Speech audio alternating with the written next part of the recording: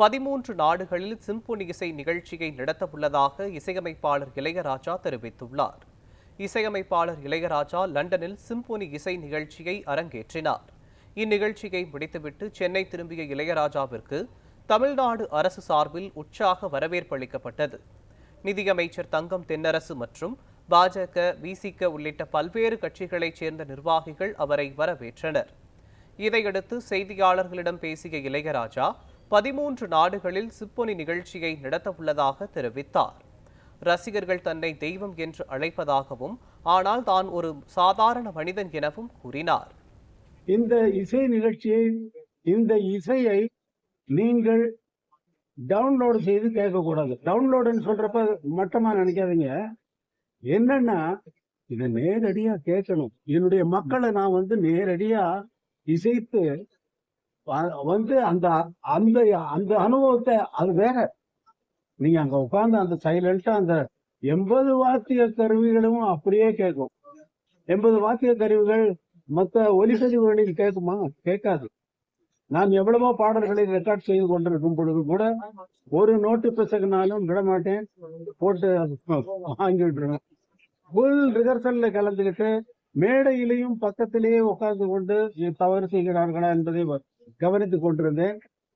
இரண்டாவது பகுதியிலே நமது பாடல்களை, என்னுடைய பாடல்களவே அவர்களை வாசிக்க வைத்து, நம்முடைய சினிமா பாடல்களையே வாசிக்க வைத்து நானும் ஒரு பாடலை அங்கே அவர்களோடு பாடினேன்.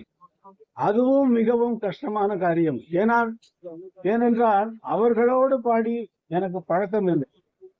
தினமும் அவர்களோட பாடுகிறேன்.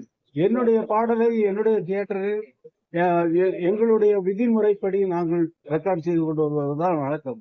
ஆனால் அவர்களோடு பாடி அந்த பாடலுக்கு மக்கள் கைத்தட்டி மிகவும் நல்ல வரவேற்பு கொடுத்தார்கள்.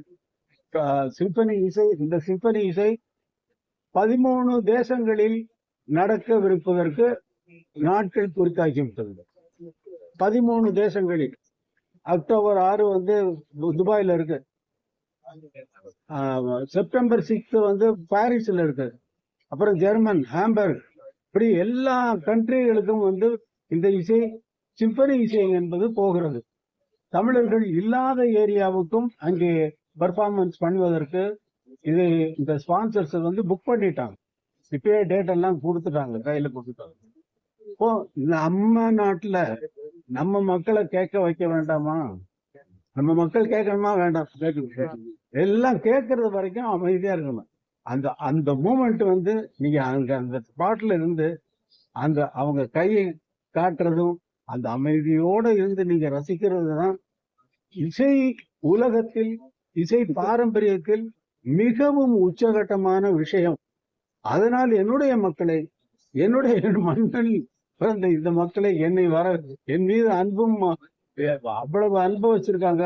தெய்வமா கொண்டாடுறவங்க இருக்காங்க. கடவுளான இசை கடவுளுங்கிறான். எப்படி இருந்தாலும் நான் சாதாரண மனிதனை போலதான் இங்கே வேலை செய்து கொண்டிருக்கிறேன் தவிர என்னை பற்றி எனக்கு ஒரு எண்ணமும் கிடையாது.